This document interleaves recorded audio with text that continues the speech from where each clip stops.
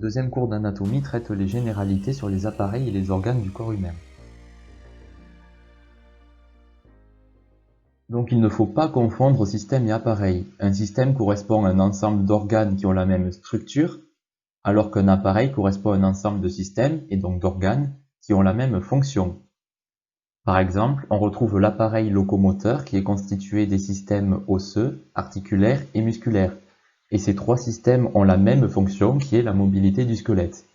On retrouve d'autres appareils comme l'appareil circulatoire qui est constitué par le système sanguin et le système lymphatique, l'appareil de l'innervation qui correspond en fait au système nerveux, l'appareil digestif, respiratoire, urinaire, génital, endocrinien, et enfin l'appareil tégumentaire qui est constitué par la peau et ses annexes, c'est-à-dire les poils, les glandes sudorales et sébacées. À noter qu'un organe peut appartenir à plusieurs appareils.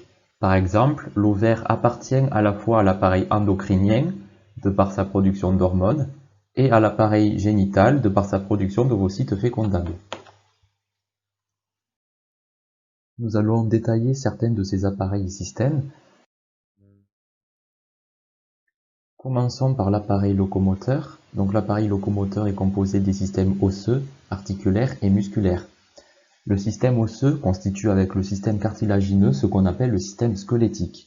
D'un point de vue osseux, le squelette il est composé d'environ 200 os, avec 206 os qui sont présents chez tous les individus, auxquels on peut ajouter ou non des os surnuméraires. On distingue trois parties sur le squelette. Donc premièrement, vous avez le squelette axial, qui comporte les os du crâne, de la face, de la colonne vertébrale, qu'on appelle aussi le rachis, des côtes, du sternum, et de l'osioïde. Donc l'osioïde est un petit os qu'on retrouve au niveau du cou. Vous avez ensuite le squelette appendiculaire qui contient les os des membres. Donc on a deux membres thoraciques et deux membres pelviens, donc un à droite et un à gauche. Et enfin vous avez le squelette zonal qui va permettre de rattacher le squelette appendiculaire au squelette axial. Et ce squelette zonal il comporte donc les os de la ceinture scapulaire, qu'on appelle aussi ceinture thoracique, et les os de la ceinture pelvienne. Le système osseux forme donc un squelette qui est la charpente du corps, qui va permettre de la protection des viscères. Il peut également être mobilisé par les muscles squelettiques, c'est pour cela que le système osseux appartient à l'appareil locomoteur. Les os ont également un rôle métabolique, puisque le tissu osseux est une réserve de minéraux, de calcium et de phosphate, et qu'on retrouve dans les os de la moelle osseuse, qui permet en fait la formation des éléments figurés du sang, c'est-à-dire la formation des cellules sanguines. Donc on distingue différents types d'os. Par exemple, vous avez les os longs, où la longueur prédomine sur les autres dimensions. On les retrouve principalement au niveau du squelette appendiculaire. Vous avez ensuite les os plats, qui ont en fait une épaisseur moindre par rapport à la longueur et à la largeur de l'os. On retrouve par exemple le sternum, les côtes, ou encore l'os coxal au niveau du bassin, et la scapula au niveau du membre thoracique, vous en avez d'autres. Ensuite, vous avez les os courts, qui sont petits et qui ont leurs trois dimensions plus ou moins égales. Et pour finir, vous avez les os irréguliers, qu'on ne peut pas classer dans les trois classes précédentes. Et donc les os irréguliers sont composés principalement des os rayonnés, comme les vertèbres, et des os pneumatisés, c'est-à-dire qu'ils contiennent des cavités remplies d'air, comme certains os du massif facial et du crâne. Donc concernant la structure des os longs, donc un os long il comporte un corps qu'on appelle la diaphyse et des extrémités qu'on appelle épiphyse. Entre une épiphyse et la diaphyse, on retrouve la métaphyse qui contient le cartilage de conjugaison pendant l'enfance.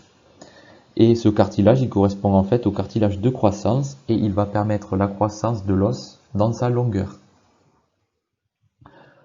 Ensuite, l'os il contient deux types de tissus osseux. Donc en périphérie, vous allez avoir l'os compact qui va former la corticale de l'os, alors que plus en profondeur, vous allez retrouver l'os spongieux qui est d'ailleurs de proportions plus importantes au niveau des épiphyses. Donc au centre de l'os, on va retrouver la cavité médulaire qui va contenir la moelle osseuse, c'est-à-dire le tissu hématopoïétique. Même si en réalité, à l'âge adulte, seule la moelle contenue dans les os plats et dans les épiphyses des os longs peuvent faire l'hématopoïèse, alors que au niveau de la diaphyse, ce sera plutôt de la moelle osseuse graisseuse. La surface externe de l'os peut être recouverte soit par du cartilage hyalin, soit par du périoste. Alors le cartilage, on va le retrouver au niveau des surfaces articulaires, c'est-à-dire en rapport avec un autre os par le biais d'une jointure cartilagineuse ou synoviale, alors que le périoste, il va recouvrir l'os sur tout le reste de la surface. C'est d'ailleurs le périoste qui est responsable de la croissance de l'os dans sa largeur. Concernant les reliefs osseux, donc les reliefs de l'os, ils correspondent aux parties saillantes, qu'on appelle les saillies, et aux creux, c'est-à-dire les dépressions. Si ces reliefs sont impliqués dans une articulation, ils vont être lisses, réguliers et recouverts de cartilage articulaire. Alors que s'ils ne sont pas impliqués dans une articulation, ils vont être impliqués dans l'insertion de muscles, de tendons ou de ligaments ou autres, et du coup, ils vont être rugueux, irréguliers et recouverts de périoste. Donc nous allons maintenant parler du système articulaire de l'appareil locomoteur. Donc pour chaque articulation, on va décrire la nature de la surface articulaire des deux os qui s'articulent entre eux, la nature de l'espace entre les deux os, les moyens qui unissent et stabilisent les deux pièces osseuses entre elles, et la mobilité de l'articulation qui en résulte. On va classifier les différents types d'articulation en fonction de la nature de l'espace interosseux. Par exemple, si l'espace interosseux contient du tissu fibreux, il va s'agir d'une jointure fibreuse. Si ce tissu fibreux est un ligament, on va parler plus précisément d'une syndesmose. Par contre, l'articulation entre l'os alvéolaire du massif facial et de la mandibule avec les dents par le biais du ligament parodontal correspond à une gomphose et pas à une syndesmose car le tissu dentaire n'est pas considéré comme du tissu osseux. Avec le temps, le tissu fibreux interosseux peut totalement s'ossifier, on va donc parler de suture. Donc pour les jointures fibreuses, la surface articulaire est osseuse puisque le tissu fibreux interosseux est en fait en continuité du périoste de l'os. Ensuite, les jointures fibreuses sont en général immobiles, on parle donc de synarthrose. Par contre, chez le nourrisson, les sutures au niveau du crâne ne sont pas encore ossifiées. Les os sont donc mobiles, ce qui est essentiel, notamment pour le passage de la tête lors de l'accouchement. On ne parle donc pas de synarthrose, vu que les pièces osseuses sont encore mobiles, mais de synfibrose. Et synfibrose, c'est un terme général pour caractériser une jointure fibreuse. Ensuite, pour les jointures cartilagineuses, si l'espace interosseux est occupé par du fibrocartilage, on parle de symphyse, alors que si l'espace interosseux est occupé par du cartilage pur, on va parler de synchondrose. Pour les jointures cartilagineuses, les surfaces articulaires sont recouvertes de cartilage hyalin, et ce sont des jointures qui sont semi-mobiles, c'est pour ça qu'on parle d'amphiarthrose. Pour finir, dans les jointures synoviales, l'espace interosseux a totalement disparu, il reste donc une cavité articulaire, et les moyens d'union sont uniquement périphériques. Les surfaces articulaires sont recouvertes de cartilage hyalin, et ce sont des jointures mobiles, c'est pour cela qu'on parle de diarthrose. Il existe deux catégories de moyens d'union dans une articulation. Donc vous avez les moyens d'union actifs et les moyens d'union passifs. Les moyens d'union actifs correspondent aux muscles autour de l'articulation, donc on dit muscles périarticulaires, tandis que les moyens d'union passifs correspondent aux ligaments, puis aux manchons capsulaires pour l'articulation synoviale, ou à l'espace interosseux pour les jointures fibreuses et cartilagineuses. Dans les jointures synoviales, la capsule articulaire elle est en continuité du périoste de l'os. On va y retrouver des ligaments capsulaires, qui sont en fait des renforcements localisés de la capsule articulaire. Si le ligament est à l'intérieur de la cavité articulaire, on va parler de ligaments intracapsulaires. Par contre, ces ligaments intracapsulaires, ils sont isolés de la cavité synoviale par une membrane qu'on appelle membrane synoviale, et du coup on dit que ces ligaments intracapsulaires sont extrasynoviaux. Enfin, si le ligament il est en dehors de la capsule, on va parler de ligament extracapsulaire. On peut ajouter que la membrane synoviale, elle s'insère au niveau de la jonction entre le périoste et le cartilage articulaire. Et cette membrane permet la synthèse du liquide synovial qui baigne dans la cavité synoviale et qui va permettre de nourrir le cartilage articulaire, vu que le cartilage articulaire n'est pas vascularisé. Donc nous allons maintenant étudier les différents mouvements de rotation des jointures synoviales. Donc premièrement, depuis la position anatomique de référence, les mouvements de flexion et d'extension se font dans le plan sagittal. Ensuite, l'axe de rotation étant orthogonal, c'est-à-dire perpendiculaire au plan du mouvement, on dit que la flexion et l'extension, par exemple de l'avant-bras, se fait autour de l'axe transversal, c'est-à-dire autour de l'axe droite-gauche. Si on reste dans l'exemple du membre thoracique, une abduction correspond à un éloignement de l'extrémité distale du membre par rapport au plan sagittal médian, tandis que l'adduction correspond à son rapprochement. Donc pour vous en souvenir, il y a un petit moyen mnémotechnique. Donc à adduction, vous avez 2 fois la lettre D comme dans le mot dedans. Donc le membre se déplace en dedans lors de l'adduction.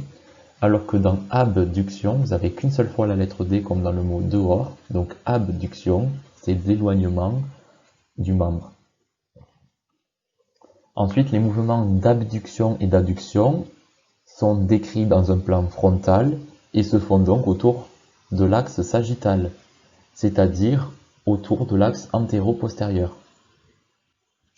Toujours à partir de la position anatomique de référence, les mouvements de pronosupination sont décrits dans le plan transversal et ils se font donc autour de l'axe vertical, qu'on appelle aussi axe longitudinal ou encore axe crânio-caudal. Ensuite, le nombre de degrés de liberté d'une articulation synoviale correspond au nombre d'axes de rotation possibles. Par exemple, si une articulation peut faire des mouvements de rotation dans les 3 axes qu'on a décrits précédemment, on dit que cette articulation possède 3 degrés de liberté. Pour finir, lorsqu'un mouvement est décrit dans les 3 plans de l'espace en même temps, autrement dit lorsqu'on combine les 3 axes de rotation, on va parler de circumduction. Nous passons maintenant au système musculaire de l'appareil locomoteur. Donc le corps humain contient environ 620 muscles, soit 3 muscles par os en moyenne. Ils représentent 43% du poids du corps chez un sujet de taille standard. La majorité des muscles sont pairs et symétriques, et ils sont aussi sous-aponevrotiques, c'est-à-dire profonds. Donc ces aponevroses, ce sont des fascias, qui sont en fait des membranes non extensibles qui entourent les loges musculaires. Les loges musculaires sont séparées entre elles par des septums qui sont également des aponevroses. Il existe toutefois des exceptions, par exemple certains muscles seront impairs et médians, c'est le cas des sphincters par exemple, et certains muscles seront superficiels, c'est le cas par exemple des muscles paussiers de la face qui mobilisent la peau et permettent donc l'expression du visage. Il existe 3 types de muscles, donc le muscle strié squelettique, le muscle strié cardiaque et le muscle lisse qui est végétatif, et seuls les muscles striés squelettiques peuvent être contractés de façon volontaire et font partie de l'appareil locomoteur. On peut classer les muscles en fonction du nombre de ventres et de leur disposition. Par exemple, les muscles monogastriques ne possèdent qu'un seul corps musculaire, alors que les muscles polygastriques possèdent plusieurs corps musculaires.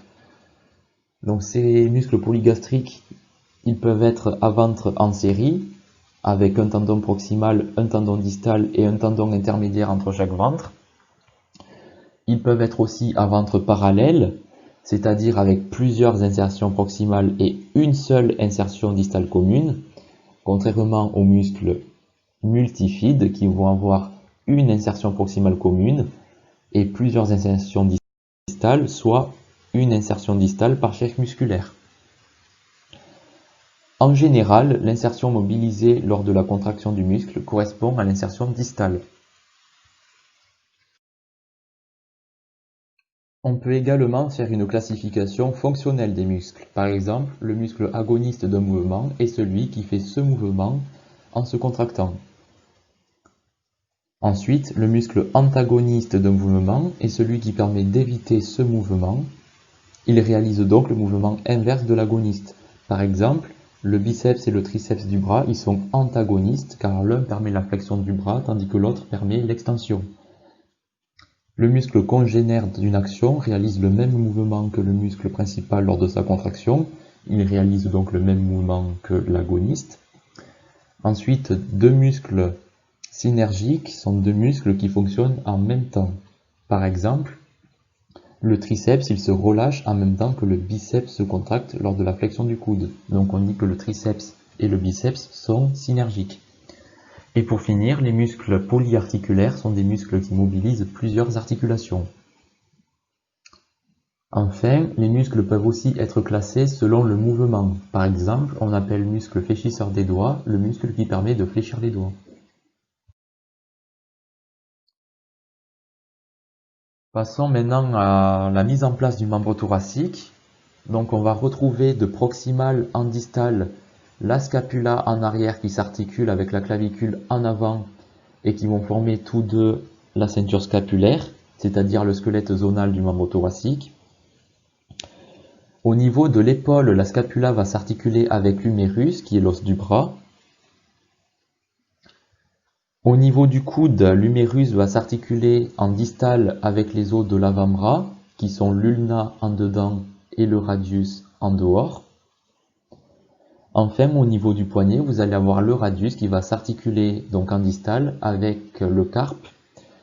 Et donc le carpe, il s'organise en deux rangées, une proximale composée de 4 os et une distale qui est également composée de 4 os. Enfin, la rangée distale va s'articuler avec les métacarpiens. Donc on retrouve un métacarpien par doigt de la main. Et les métacarpiens vont s'articuler avec les phalanges, qui sont au nombre de 3 par doigt, sauf au niveau du pouce où on n'en retrouve que 2. Donc concernant la mise en place du membre pelvien, donc on retrouve de proximal en distal la ceinture pelvienne, qui est constituée des deux os coxaux, du sacrum et du coccyx. Cette ceinture pelvienne forme le squelette zonal du membre pelvien. Ensuite, au niveau de la hanche, on a l'os coxal qui s'articule avec le fémur, qui est l'os de la cuisse. L'épiphyse distale du fémur s'articule en avant avec la patella, qui est un os du genou, et en distal avec le tibia, qui est l'os médial de la jambe. Ensuite, on a la fibula, qui correspond à l'os latéral de la jambe. Ensuite, les os de la jambe vont s'articuler en distal avec le tarse, au niveau de la cheville, et le tarse s'organise en deux rangées. Enfin, on retrouve les métatarsiens, donc un par orteil, puis les phalanges qui sont au nombre de 3 par orteil, sauf au niveau de la luxe, c'est-à-dire du gros orteil, où on va retrouver que 2 phalanges.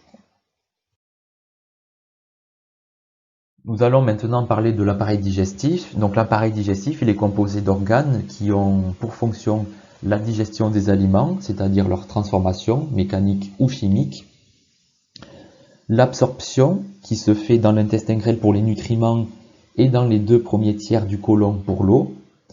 À noter que l'absorption du fer et de la vitamine B12, qui sont des nutriments, se fait au niveau de la portion terminale de l'iléon, juste avant la jonction iléocécale, donc ici. Donc digestion, absorption, les autres fonctions c'est la filtration et la métabolisation qui se fait par le foie. Ensuite, vous avez le stockage des sels qui se fait dans le tiers terminal du côlon et dans l'ampoule rectale du rectum. Et enfin, vous avez l'élimination des sels qui se fait par le canal anal du rectum. Donc l'appareil digestif est composé d'un tube digestif et de glandes annexes. Donc le tube digestif, il est formé de proximal en distal successivement par la cavité orale, le pharynx en arrière, l'œsophage, l'estomac. Ensuite, vous avez l'intestin grêle qui est constitué dans l'ordre par le duodénum, qui forme comme une lettre C. Ensuite, vous avez le jéjunum qui a des anses horizontales. Ensuite, vous avez l'iléon, qu'on appelle aussi iléum, qui a des anses plutôt verticales. Ensuite, vous avez le côlon, avec le cécum, qui est l'endroit où va s'aboucher en fait l'intestin grêle. Ensuite, vous allez avoir le côlon ascendant, puis le côlon transverse. Enfin, vous aurez le côlon descendant et le côlon sigmoïde. Après le côlon, vous allez avoir le rectum, qui est formé de l'ampoule rectale, et du canal anal, qui est fermé par un sphincter. Donc ça, c'était pour le tube digestif. Ensuite, vous avez des glandes annexes au tube, qui sont le foie, le pancréas et les glandes salivaires. Nous allons maintenant parler de l'appareil respiratoire. Donc l'appareil respiratoire, il permet l'hématose, c'est-à-dire la réoxygénation du sang. Il permet également l'odorat, la phonation lors de l'expiration et la nutrition, mais de façon partielle, puisque le pharynx appartient à la fois à l'appareil respiratoire et à l'appareil digestif. L'appareil respiratoire est constitué des voies aériennes, qui ont un rôle de conduit, de la cage thoracique, qui a un rôle de soufflet, qui va être actionné par le diaphragme, et enfin par le parenchyme pulmonaire, qui est la partie du poumon dans laquelle vont se faire les échanges gazeux. L'hématose, elle se fait au niveau des bronchioles les plus distales dans le poumon, c'est-à-dire au niveau des bronchioles respiratoires, mais surtout au niveau des alvéoles pulmonaires. Si on s'intéresse à la mécanique de la respiration, donc on a la contraction du diaphragme qui permet une augmentation des diamètres de la cage thoracique. Les poumons étant accolés à la paroi thoracique par la plèvre, cette augmentation de diamètre est transmise aux poumons qui augmentent donc de volume. Et vu qu'ils augmentent de volume, la pression à l'intérieur des poumons va diminuer, ce qui va provoquer un appel d'air. Du coup, l'inspiration est un phénomène actif dépendant de la contraction du diaphragme. Enfin, lorsque le diaphragme va se relâcher, la cage thoracique va retrouver son diamètre initial de par son élasticité. Le mouvement est donc transmis aux poumons, donc le volume à l'intérieur des poumons va diminuer, ce qui va provoquer une augmentation de la pression et donc une sortie d'air. L'expiration est donc un phénomène passif lié à l'élasticité de la cage thoracique. Nous passons maintenant à l'appareil circulatoire, qu'on appelle aussi appareil cardiovasculaire. Donc cet appareil est constitué de deux systèmes, donc le système sanguin et le système lymphatique. Le système sanguin il est composé d'une pompe, le cœur, qui fait circuler le sang dans les vaisseaux. Donc le sang il circule dans deux types de circulation, donc il y a la petite circulation qui se fait entre le cœur et les poumons et qui permet l'hématose, et on a la grande circulation qui se fait entre le cœur et l'ensemble des organes. Il existe plusieurs types de vaisseaux sanguins, donc nous avons les artères qui transportent le sang du cœur vers l'organe, nous avons les veines qui vont drainer le sang de l'organe vers le cœur, et entre les deux nous avons les capillaires dans lesquels vont se faire les échanges entre le sang et les différents organes. Le cœur, c'est un muscle qui comporte 4 cavités, soit 2 atriums qui vont réceptionner le sang drainé par les veines, et 2 ventricules qui vont éjecter le sang dans les artères. Le sang artériel correspond au sang riche en oxygène et pauvre en CO2. Du coup, on va le retrouver dans les veines pulmonaires, dans l'atrium gauche, le ventricule gauche et les artères de la grande circulation. Enfin, le sang veineux correspond au sang pauvre en oxygène et riche en CO2. On va donc le retrouver dans les veines de la grande circulation, l'atrium droit, le ventricule droit et les artères pulmonaires. Pour finir, le système lymphatique est composé de vaisseaux et de nœuds lymphatiques, qu'on appelle aussi lymphonoeux, qui vont drainer la lymphe de certains tissus vers le système veineux. Donc il n'y a pas de circulation, c'est juste un drainage. Et ce système lymphatique, il a également un rôle dans l'immunité, de par la présence de lymphocytes. Donc nous allons terminer avec le système nerveux. Donc l'encéphale correspond à l'ensemble cerveau, tronc cérébral et cervelet. Donc l'encéphale et la moelle épinière vont former ce qu'on appelle le système nerveux central qui va permettre de traiter les influx nerveux. C'est en gros l'unité centrale de l'organisme si vous voulez. Ce système nerveux central va recevoir des influx nerveux provenant des organes périphériques par les fibres afférentes et va envoyer des influx nerveux aux organes par les fibres efférentes. Les afférences qui sont sensitives et les efférences qui sont motrices vont constituer des nerfs qui appartiennent au système nerveux périphérique et qui vont conduire l'information. Ensuite, il existe deux catégories de systèmes nerveux. Vous avez le système nerveux végétatif et le système nerveux cérébrospinal. Premièrement, le système nerveux végétatif fonctionne de manière involontaire et il est en relation avec les viscères sans interaction avec l'environnement extérieur. Il permet donc de réguler le fonctionnement interne de l'organisme, comme par exemple le rythme cardiaque ou bien la digestion. La voie efférente du système nerveux végétatif est complexe car elle se fait selon deux voies antagonistes qui ont deux actions opposées. Et ces deux voies vont faire intervenir chacune deux neurones qui vont se relayer l'information au niveau d'un ganglion. Vous avez donc un neurone pré-ganglionnaire avant le ganglion et un neurone post-ganglionnaire après le ganglion. Donc ces deux voies antagonistes, ce sont le système nerveux parasympathique et le système nerveux sympathique. Donc pour le système nerveux parasympathique, vous avez le ganglion relais qui est proche du viscère et loin du système nerveux central, alors que pour le système nerveux sympathique, vous avez le ganglion relais qui est proche du système nerveux central et loin du viscère. Pour finir, le système nerveux cérébrospinal fonctionne de manière volontaire. Il interagit avec l'environnement par le biais de récepteurs sensoriels et par le biais d'effecteurs. Et en effecteur, vous avez par exemple le muscle strié squelettique.